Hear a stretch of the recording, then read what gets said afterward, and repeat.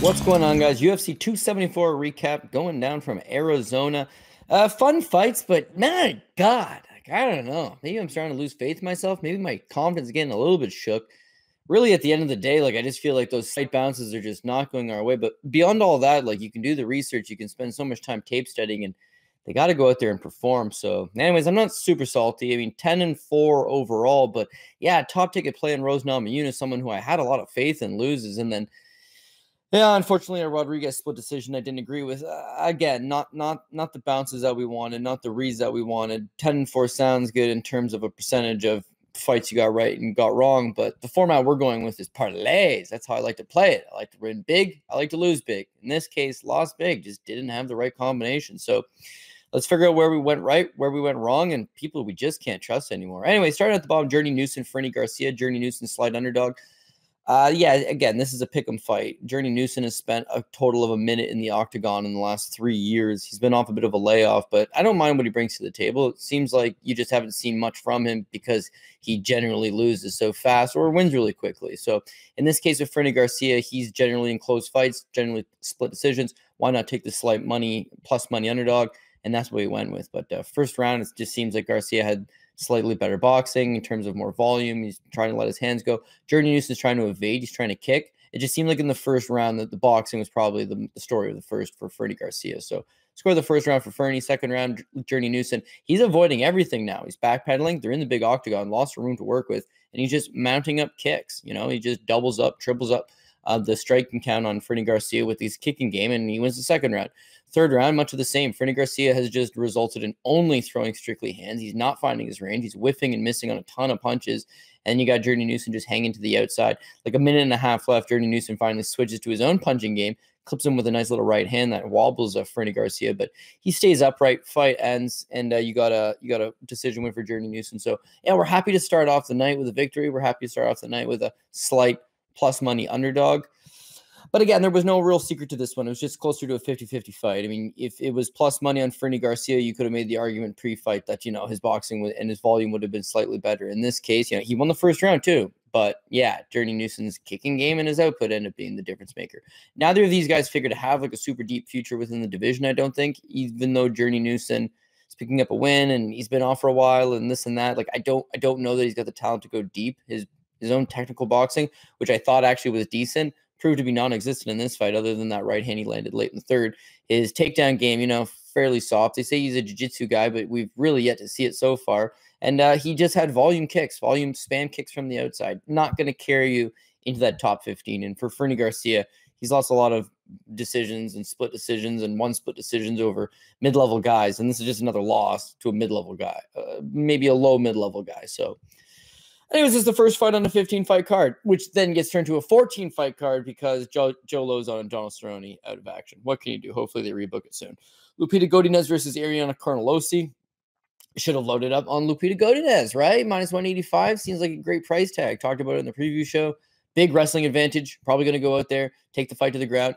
She's A, pretty good wrestler within this division, and B, Carnelossi just doesn't look like she can stuff a takedown. We saw it in the Na Liang fight. It doesn't look like she's made a ton of improvements to that grappling part of her game. She can throw strikes. She's got okay cardio. She's durable and she's got some heart. But I mean, stylistically speaking, this was not a matchup in her favor. But again, you can look at styles. You can look at this. You can look at that. You don't know what version of a fighter is going to show up until they physically get in the cage. And the version of Godinez that showed up happened to be the one that you would have really liked to bet heavy on because she stuck to the game plan immediately. She knew exactly where she had the biggest advantageous positions, and she got the fight exactly to those positions. Wrestling was on key. Ground and pound was on key. First round, easy takedown, controls it fairly clean. Second round, huge blast, double leg, center of the cage, and she gets down Carnelossi almost immediately. From there, she softens her up, which is a series of huge elbows. She fishes for submissions. She controls the entire time. She passes it to mount. She pretty much did everything control-wise. Could she have done a little bit more in the damage department? I suppose. But everyone's kind of arguing online that this is a textbook 10-8 round. Depends if you want to see more damage or you want to see more domination. But this was pure domination. That was a pretty one-sided round. So if a close round's a 10-9, this really wasn't a 10-9 now, was it? Third round, Godinez again. There's no point in taking any risks. She takes a takedown. Carlos's cardio, it looked fairly okay. It looked like if she could have kept the fight standing, she was ready to go at full 15. But off her back, she was just a sitting target. So props to her for surviving, because I assume a lot of people probably took Godinez. May have tried to spice it up a little bit with that Godinez by decision. But outside of heart and some durability, she really did not show much. And again, for Godinez, grappling wins fights. You've seen Carlos Esparza just won a world title again with just like marginal grappling advantages, right? If you are one of the better grapplers, especially one of the better wrestlers in the division, and you can stay out of harm's way, you're going to win a lot of fights. And Lupita Godinez figures to win a lot of fights on that strategy. CJ Vergara versus Clayton Rodriguez. Ah, man. So Rodriguez is like a minus 350 favorite. So he's one of the biggest favorites on the card. You watch the Contender Series stuff, it looks like his cardio is pretty good. Is he a little bit green still? Sure. Is he a little bit wild still? Sure. But it looks like this is a legitimate flyweight prospect that's going to continue getting better. He's still young, very promising. And they've given him, I wouldn't say a layup, but at least a soft enough matchup in CJ Vergara, who we know he's got heart, and we know he's going to come forward the whole time. But he's a tad bit slow. He's a tad bit plodding. And, well, he's essentially a gatekeeper at this point. If you're legit, and I believe Rodriguez seems to be pretty legit, these are the kind of fights that you should be winning. So I know I want him on my ticket, but I know I don't want him on my top ticket just because guy's making his UFC debut, and that in itself is always a difficult task. He's also very young, so you'd want somebody that you had a little more trust in, like a Rose Namajunas, like a Brandon Royval. Like those are the people that at least, you know, there's just so much more data, high level data, especially that you can go off of. Whereas these, but I still made the mistake of putting him on the second ticket. He essentially was my fourth most confident guy in the card. Again, if you watch the tape, he's faster, he's more athletic, he's more agile, he's got a better kicking game, he's rangier, his wrestling was better. And it all kind of added up that he was just better in every department. He just needed to keep it together. And on the Contender Series, he fought a full 3 rounds, no problem. Cardio looked pretty good. I think cardio is what led up in this fight. But to be honest with you, and I'm trying not to be sour about it, I thought Clayton Rodriguez won. It was just close enough that you can't be that upset. You can't scream robbery, right? Anyways, first round, Clayton Rodriguez does stay to the outside. He is noticeably faster than CJ Vergara. He also does get a takedown, but he can't do nothing with the takedown. Not like he really gets much ground and pound. Not like he gets much control time. In fact, it's Vergara attacking off his back. So stuff like that's always going to look good to the judges, I think. But the first round, I think that was pretty clear for Rodriguez in the sense that he landed the better strike standing. He got a few takedowns in the mix. Not a dominant round. Not a walk in the park round. But I thought he won the round. Second round, and not so much a time. He ends up on his back. CJ Vergara styles on him. Moves to mount. Tons of ground and pound. And literally, Vergara just stays so active that entire second round on top, just chipping away, just smashing away, just pinning him down. Eventually, Clayton Rodriguez is able to scramble and escape, but there's like 44 seconds left on the clock. So he got dominated in that second round. And then again, it comes down to the argument of what is a 10-8 round. So the first round scored for Rodriguez, but it's close, right? The second round, it's for Vergara, but it's not really close. It's very clearly scored for CJ Vergara. So, yeah. I got it 1-1. Could there be a case that this is a 10-8 round and now I need to win the third to get a draw? Yeah, the argument's certainly there. But you know what? Let's just win this third round and win the fight. That's the main thing is if you lose the third round, there's no argument for anything. We need to go out there and secure it. Again, the third round is another one of these greasy rounds because Vergara appeared to land perhaps the bigger shots. I thought that Rodriguez was working more. He was getting the takedowns. No control time with the takedowns. Not a ton of work with the takedowns. It just seemed like he was the one grinding forward, the one that was making it happen. They're both tired. It just seemed like he kind of was a little bit a step ahead in that third round. So I'm not feeling super confident about it, but I'm pretty sure it's Rodriguez. Check online, whatever people think. Seems like they mostly got Rodriguez. A couple of people got the draw as well. Again, I couldn't really harp on that opinion too much because I think, yeah, okay, people could believe that. But we got to get a 29-28 here for Rodriguez, and they give it a split decision the other way for CJ Vergara. So on one hand, you could be like, oh man, I should have got that right, and then we've been rolling and this and that, and it's bullshit, and this is fixed, and la-di-da-di-da, but it still wasn't a second ticket kind of play. You know? Like the guy was in a greasy pick'em fight, which is what it should have been. It was a pick'em, and he was minus 350. So I fell into the trap on that one. No one but to blame but myself and the two shitty judges that did not agree with Rodriguez. Tracy Cortez versus Melissa Gatto. Basically the same thing as Lupita Godinez versus Ariana Carnelossi in the sense that you got the wrestling advantage. You got the grappling advantage. You got to go out there and just get these fights to the ground, positionally hold them down, avoid all the submissions, and keep grinding, keep working. And we're unlike the Lopita Godinez fight, where it was just a 3-round walkthrough. Melissa Gatto came to fight. I mean, she has some decent jiu-jitsu off her back. She was throwing a ton of submissions up. She was trying in the first round. I thought that the top control of Tracy Cortez and just being able to escape everything wins of the round. Second round, Gatto, again, superior work. You got a 1-1 going to the third. Who wants it more? And Tracy Cortez gets the takedown. You know, tries to pass him out, ends up in north-south, holds all the positions that she wants, chips away at the short shots. Yeah, this is a good performance for her. I think everyone kind of worries that she's going to make weight and this and that. And I get that there's issues around her. But again, her style for this division will carry her pretty far. You know, family friend of Henry Cejudo. Brother was a professional MMA fighter. I think all of her brothers, got 3 of them, all wrestled in Arizona. She was a fan favorite in the arena. This is a good performance for her. But she dug deep when she needed to, made the adjustments when she needed to, faced a little bit of adversity. And that's all really good for a building fighter, young fighter. Tracy Cortez fits everything. And then, and then her and Brian Ortega, right? Like the hot couple of the night. So her game's only going to keep getting better, I believe. She puts in the work. She's very talented.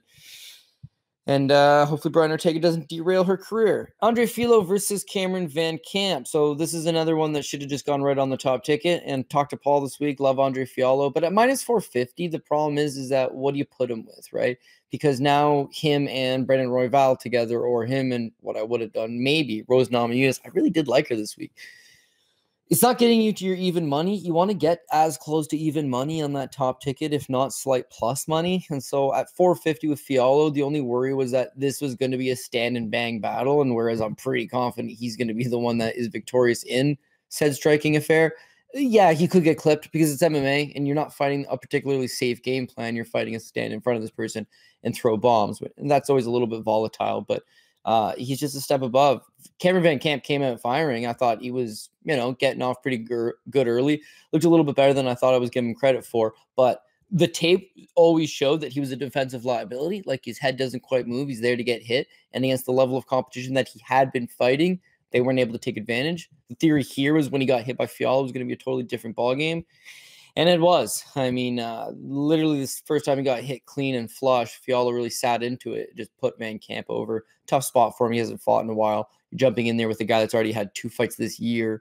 Fiallo, just again, he's only 28 years old. He's making a lot of improvements down at Sanford MMA. Is he a top 15 guy? Potentially. Is he a top 10 guy? I don't think so. But he's going to be one of these guys that's in a lot of fights with guys that are in the top 5, top 10, top 15, because he's going to be right around that caliber and he's going to provide a really good fight. So it was a good, clean win for Andre Fiallo. Solid for him to now move 2-1 on the year and, keep his career progressing in the direction that it's going, which is good. He went from PFL washout, Bellator washout, LFA washout to like legitimately an entertaining, exciting, young enough prospect. You can't even call him a prospect. He's got 20 pro fights, but he's young enough at 28 that could keep getting better, and he's already not too bad. So this is a solid victory for him. And against Van Camp, hopefully they rebook him against a softer guy to come back to. But, no shame in losing to Fiallo as far as I'm concerned.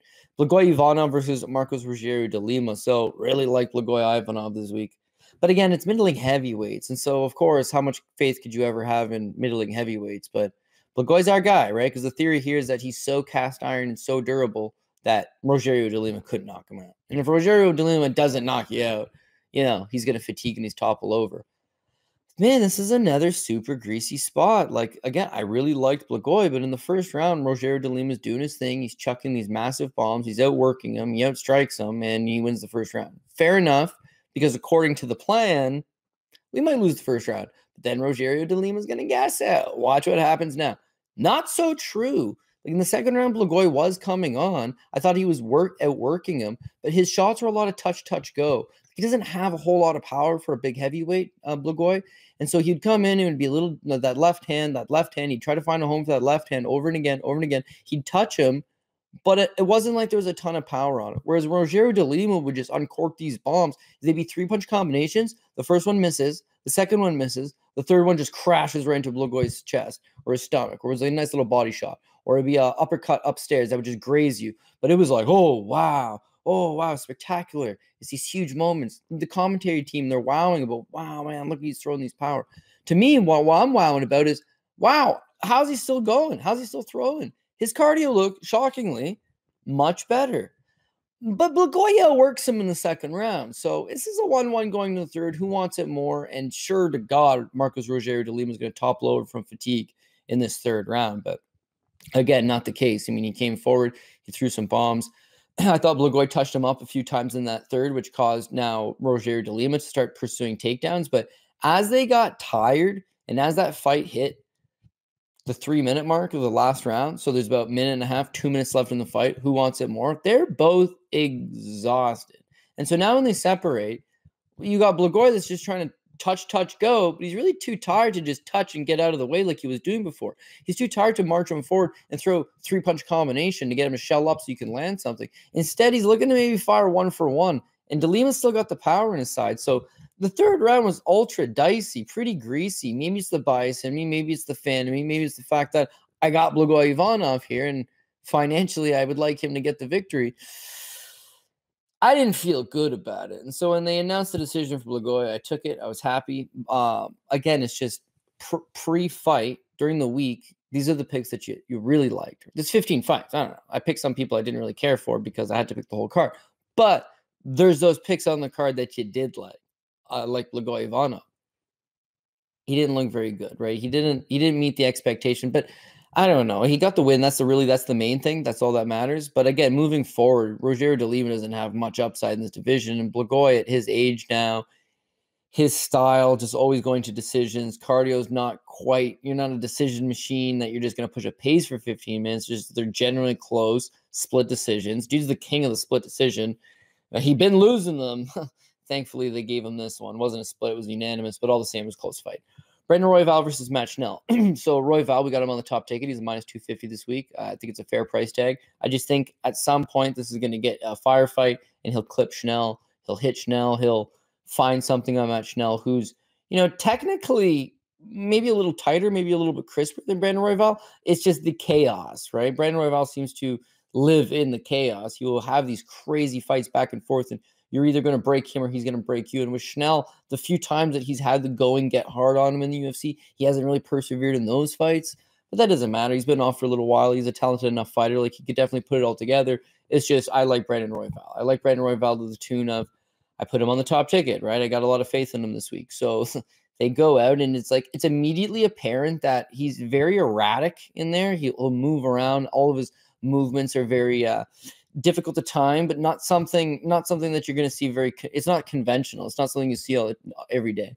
But Schnell's tight, and he's technical, and he's got a good jab on him. He's got a quick right hand. And just from immediately the first 10, 20 seconds in the fight, you can see if this fight stays standing, Schnell probably does beat Royval. Royval's swinging. In theory, he could land one of these overhand rights. I was hoping he was just going to clip him with something.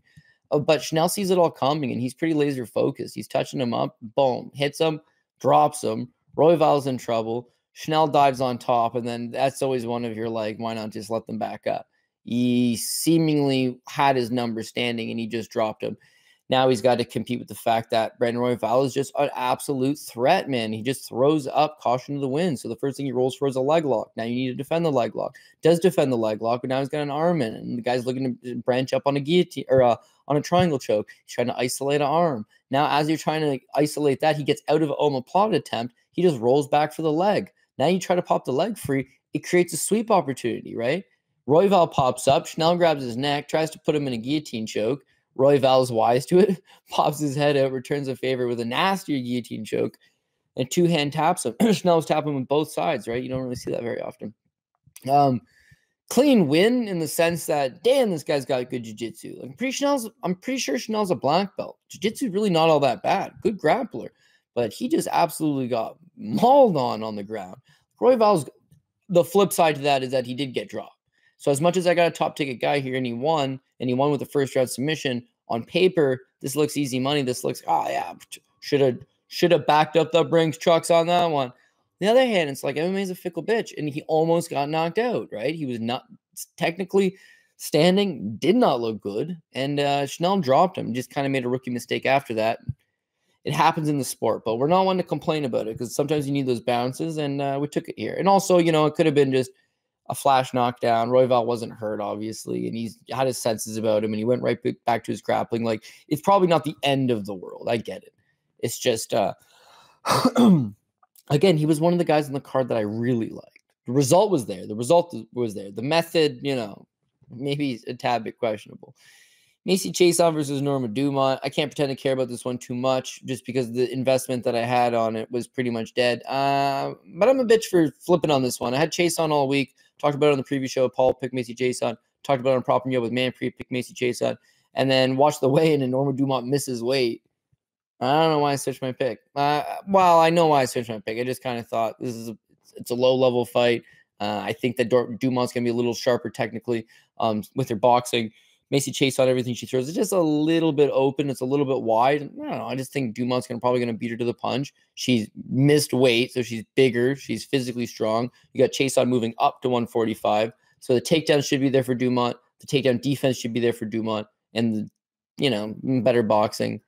All right, enough for me to switch my pick. But really, the end result here is that it was a 50-50 women's MMA fight between two, what I would say two low-level talents. The thing is because they're the only girls in the entire division, they're pretty much the best girls in the 145-pound women's division. So it was high-level MMA from that standpoint. But, the fight was not particularly good. And I'd have to rewatch it, even though I really don't care to. But I scored the fight for Norma Dumont. I thought she won the first round. She just landed the better shots. Chiasson was coming forward, but nothing she landed on Norma Dumont seemed to have much effect. And it wasn't like there was much going on. I just thought Norma Dumont's right hand connected a few times, was the cleaner shots. I scored the first round for Dumont. Second round, Macy Chiasson's just spamming takedown after takedown. She's getting them, but they're not much ground control. But she's really spending a lot of time up against the cage, pressing Dumont into the cage. And Dumont's really got no answer for it, right? So most of the cage control work's done by Macy Chiasson in that round, and Norma Dumont really didn't do anything in retaliation. So, yeah, okay, I scored that round for Macy Chiasson. We got a 1-1 going to the third. Who wants it more? And then this is why MMA scoring, everyone always says it's broken, so I'm not going to sit here and say the same thing everyone always says. It's broken, it's broken, it's broken. But it's why is it broken? Why is it broken? Is there a certain thing they could do this different and wide rounds and 10-8s and 10-9s and this and that? To me, it's what's the purpose here? What's the purpose of the fight? It's a fight. So the purpose is to try to beat the other person. Okay. All right.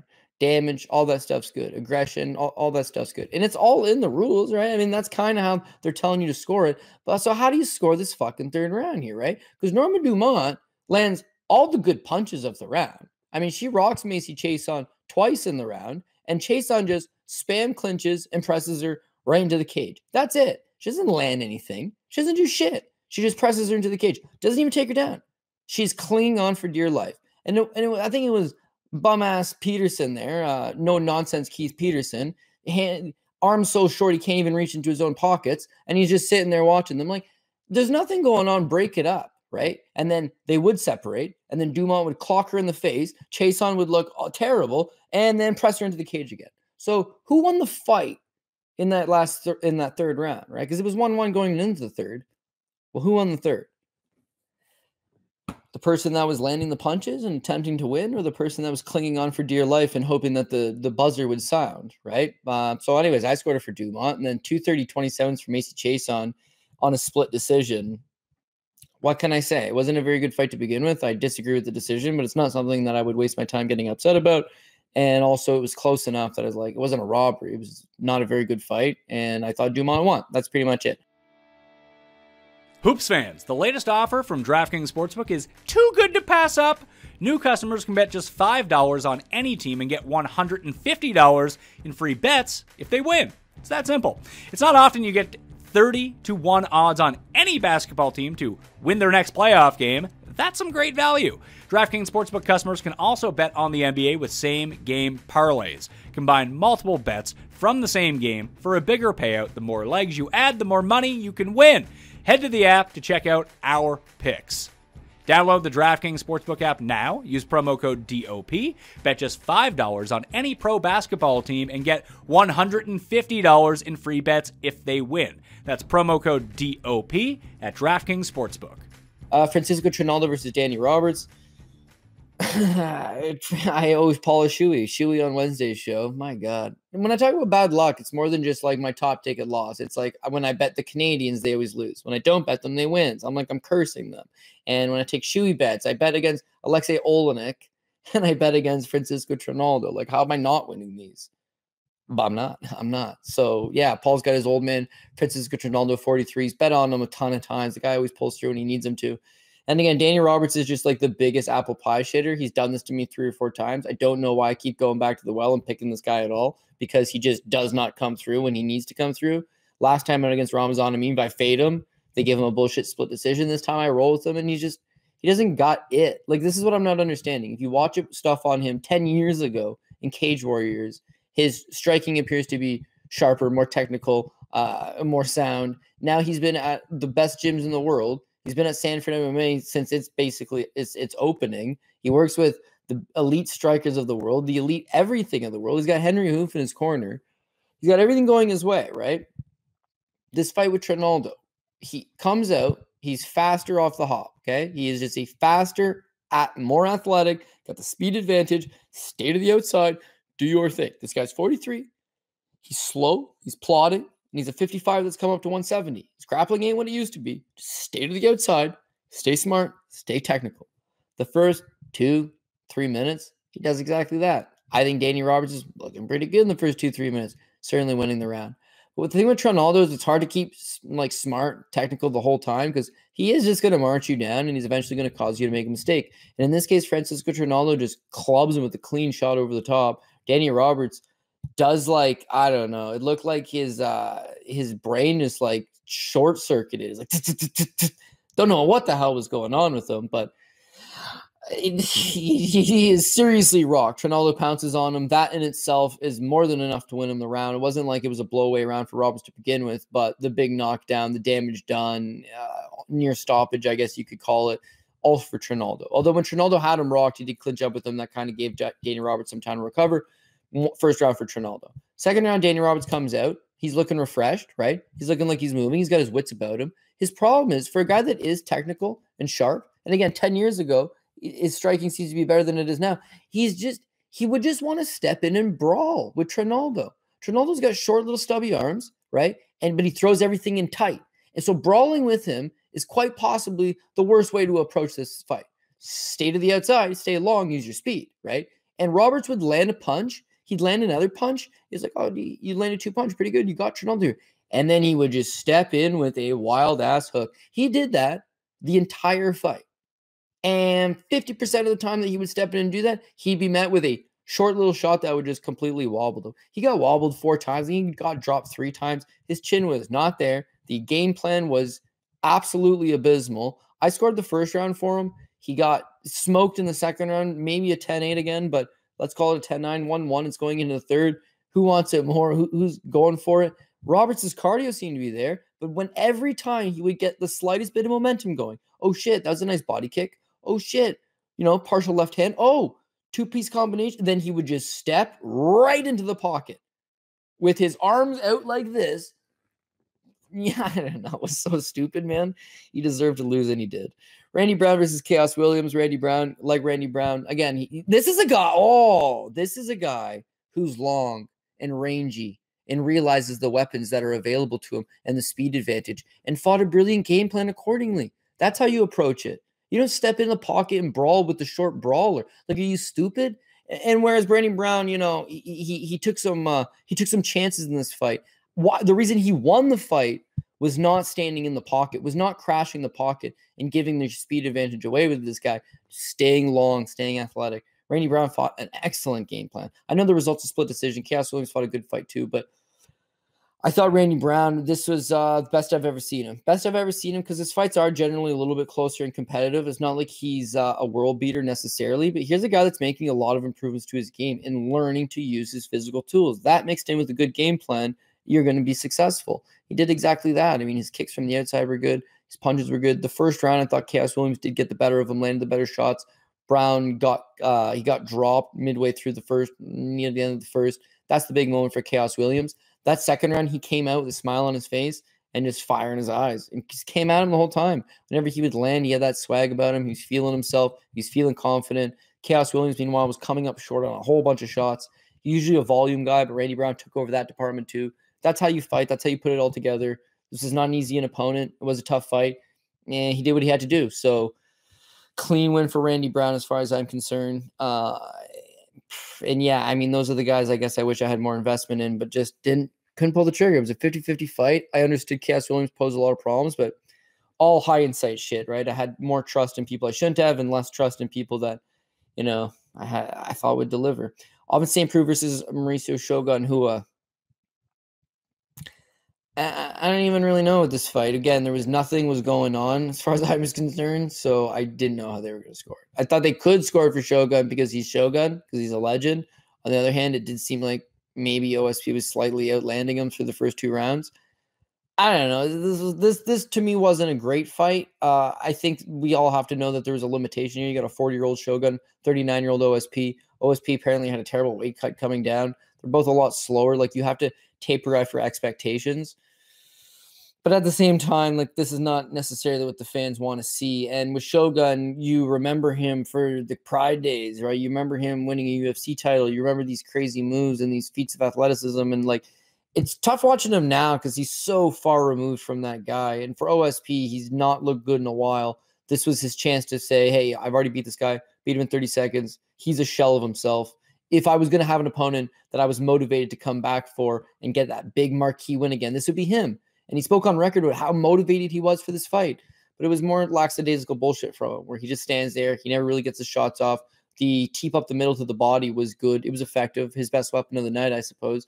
Shogun's body was all just reddened up.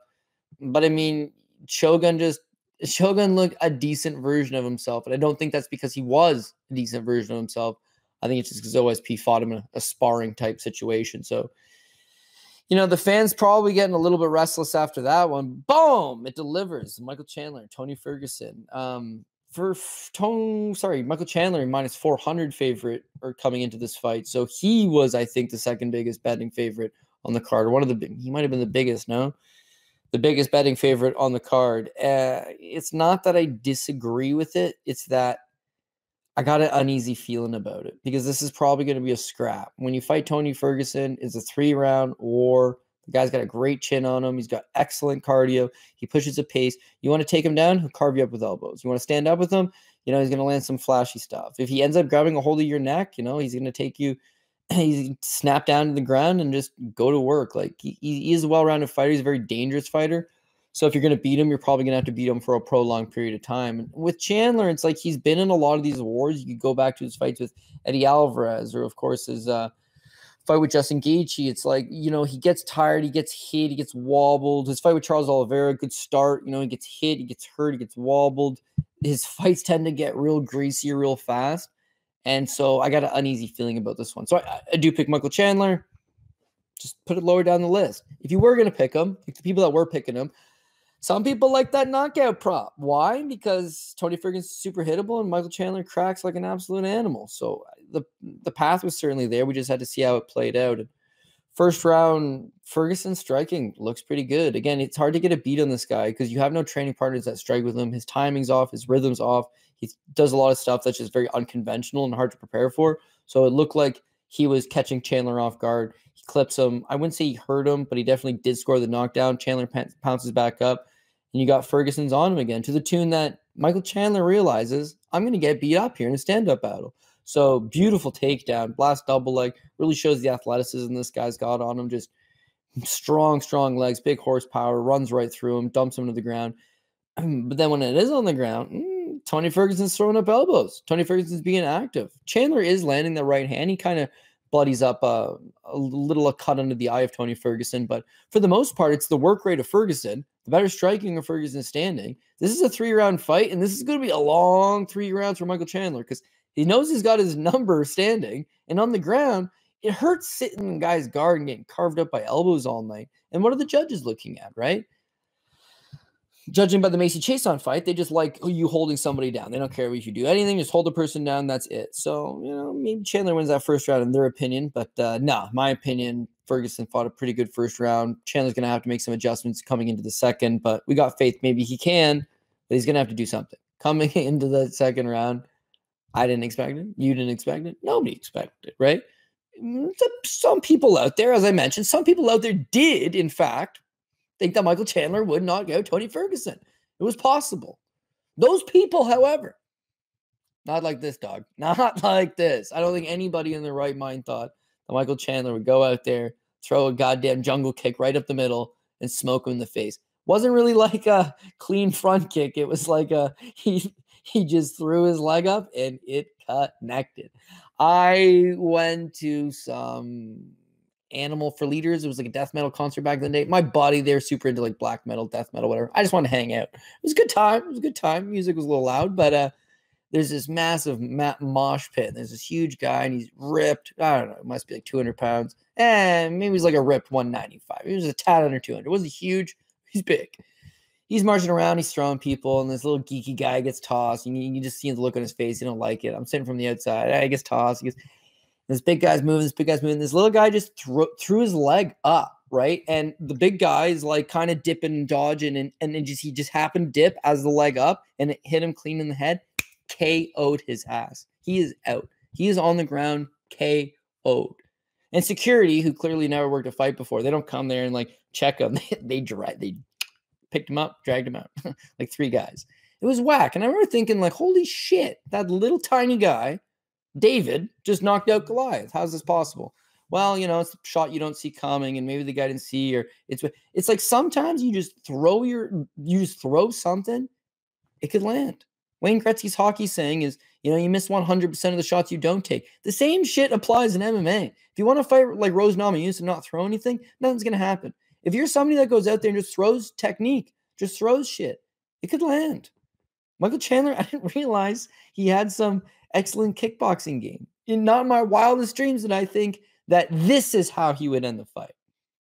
But it was satisfying to watch, man. Tony Ferguson is painting himself as a villain. He wants to be the bad guy. He wants to talk a bunch of nonsense. He got booted in the face pretty good. So, but I don't wish any harm. Like, I don't wish any ill will. Like, I'm sure if I got knocked out, people would laugh at me too and you know, post memes and shit. So, like, I feel for him in that regard. On the other hand, it's like he's so arrogant and cocky that a dose of humble pie. That's it. It's nice to see somebody get a dose of humble pie. But most people, when they get humbled, it's just like, oh, shucks. You know, this guy got like a traumatic brain injury out of it. So I know the CT scans and all that was clean, which is good. I hope he's okay. I hope he goes back to a regular life. But 4 losses in a row now. I know he had some personal issues prior to it. Physically, I think he's in good shape. It looked like his cardio was on point. His striking was on point. His ground game looked on point. But the mind has to follow with the body as well. And I don't know that he's fully there at that point. They've also done him absolutely zero favors matching him up with the best guys in the world. But this is the UFC, and you make a lot of money. And he talked about how he doesn't make enough money. Fighters are underpaid, which they are. That's absolutely fact. But he himself in particular wants more money. Well, if you want more money, then you need to beat the best guys in the world, right? You're not going to get paid more money to fight top 25 guys just because they're fun fights, right? The UFC is a business model. They're trying to operate as a business. Tony's got to take the best fights in the world, and he's coming up short. And there was a time where people legitimately thought that he could beat Khabib Nurmagomedov because he was the number 2 lightweight in the world. And now, you know, he's a top 10 lightweight in the world who has just not been on his best run. That being said, and I would say this, MMA is a crazy bitch because in another world, he doesn't get booted in the face with that front kick. He probably puts it on Chandler and slowly dwindles away at him. Chandler hits another takedown. Tony's just smashing him with elbows again. He gets tired. Chandler puts the pace on him and puts him away. Entirely possible that Ferguson could have won that fight. But he didn't win that fight because he got booted in the head. And that is just sometimes the way shit goes. Carlos Esparza versus Rose Namajunas. So we got Clayton Rodriguez wrong earlier on the night. That killed off the second ticket and everything below that on the parlays that I tweeted out. So on that regard, this is not a very good night at this point. But we do need Rose Namajunas to secure that top ticket and slightly plus money. And that would be good by me. But also, it's not like a totally disastrous night in the sense that we've only got 3 fights wrong on a 15-fight card to this point, 2 fights left. So we've gone through 12 fights, 13 fights, and we've only got 3 wrong. It's really not all that bad, right? Moving forward, but we're going to need Rose Namajunas. And not only that, Rose is someone that I have faith in this week. Because, again, a lot of these ones that we got right, Journey Newsom, we got right. It was like, wow, I wasn't super confident in it. Yeah, I guess the other ones I kind of did like.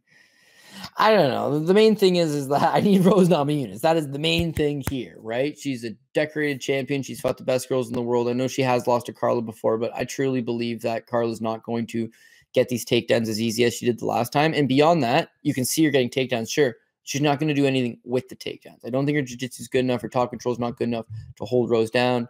Rose is she's an excellent scrambler. She's physically strong. She's world champion material. She's fought 5 rounds.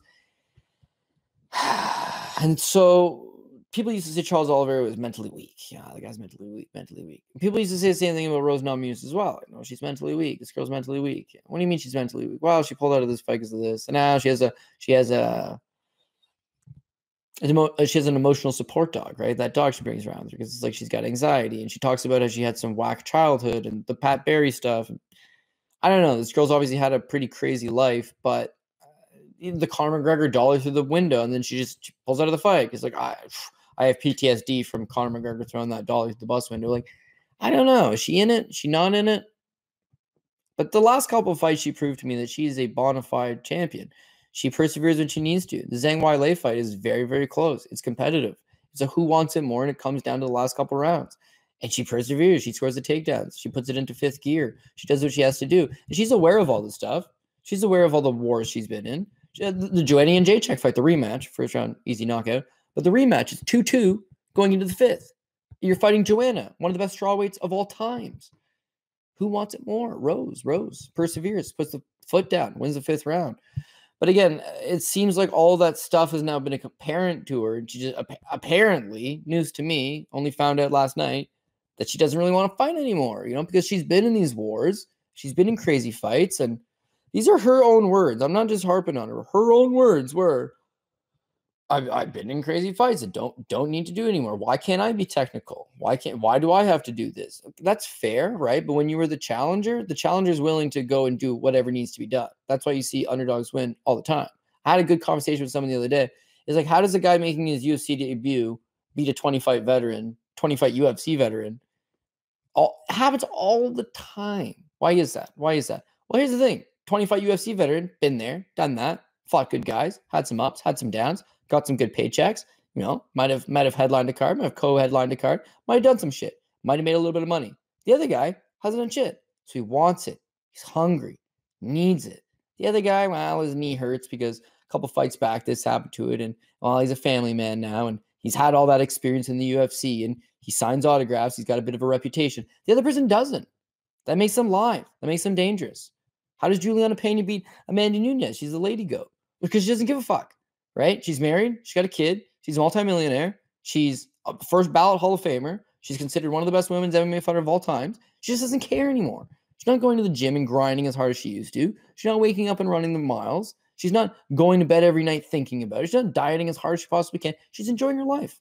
Multimillionaire. How does Conor McGregor go downhill? Multimillionaire. But the Juliana Penas of the world, they don't got that. And they want it.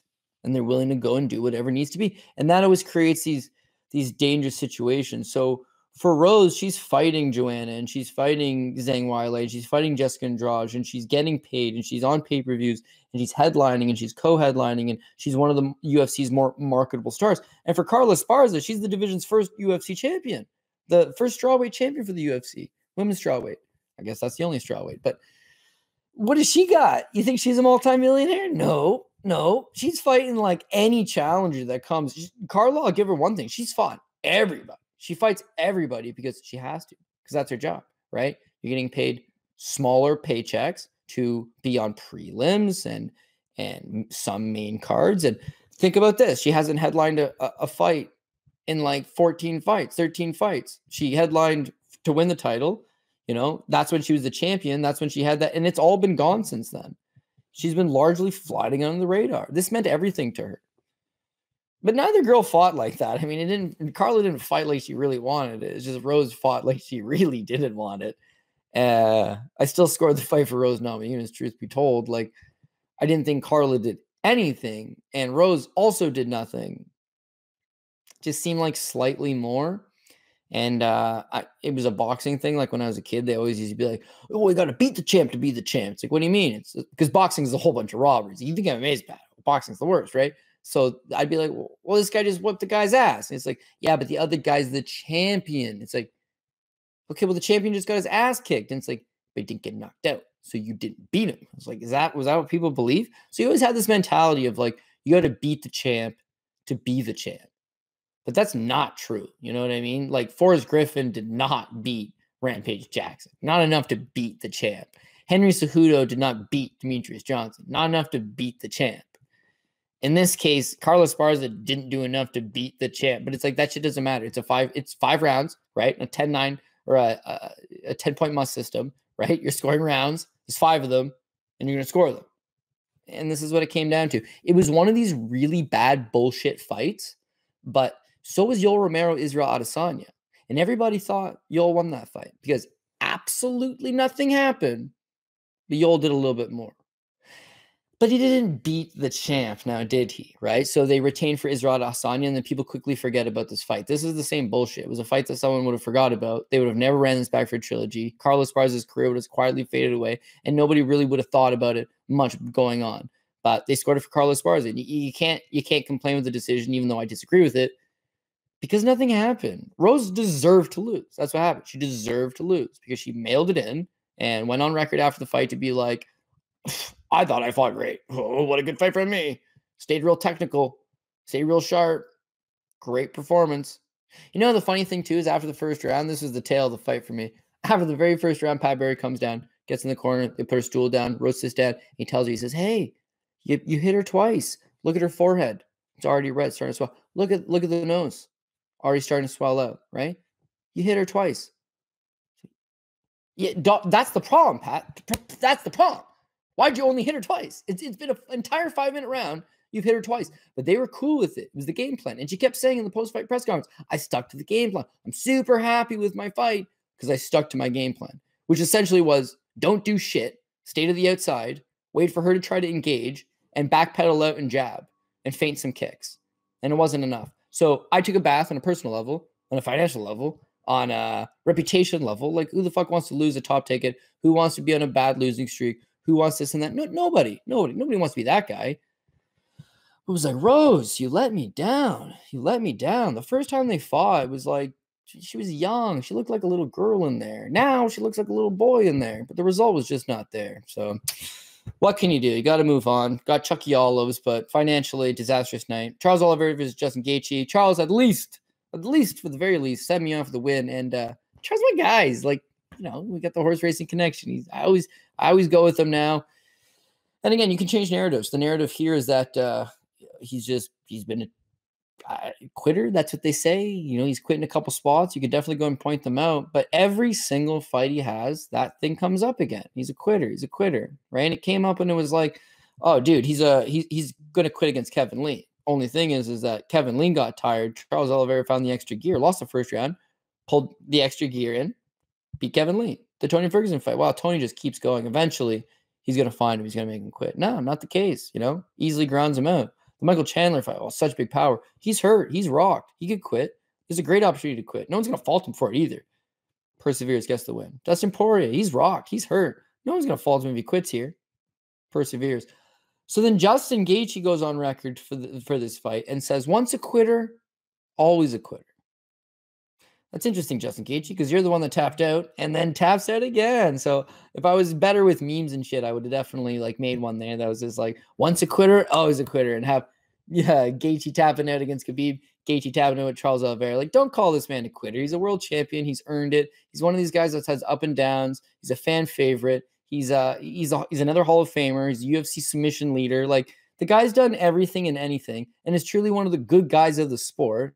And if you've ever met him, like, unbelievably humble, blind as a bat. He's like 20% without his glasses or his contacts. Like, he's going in there fighting on like sense of feel most of the time. Like, how could you not like this guy? But no, Justin Gaethje talked a lot of shit pre-fight, which is not really his style. I thought it was unusual for him, but he had to hype himself up, and then choked in a world title fight, which is the second time he's done so. And I would imagine the last time that they'll give him a title fight. But that being said, Justin Gaethje is still a fan favorite, still, you know, one of my favorite fighters to watch, and just all action all the time. How could you not like this guy, right? How could you not want to watch Justin Gaethje? He's provided more fight of the years and fight of the nights than anybody on the roster, anybody of all times. He's an all-action guy. He's just coming up short in these world title fights, showing he's not the world champion. So anyways, I'm not the world champion UFC 274 either, because unfortunately I just didn't have the proper combinations this week. So another letdown in that sense, but all we can do is try to rally up next week. Again, another ton of opportunities. I believe there's another PFL. There's another Bellator. Maybe not a PFL. There's definitely a Bellator and an LFA, though. So more opportunities for MMA to get back on track. But, yeah, maybe I just need to focus down and pare it down to a few fights here and there instead of going for the long parlays.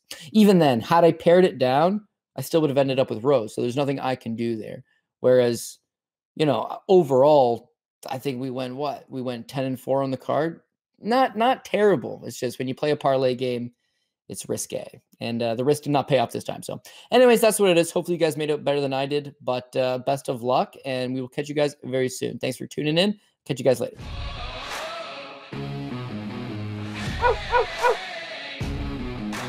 Oh.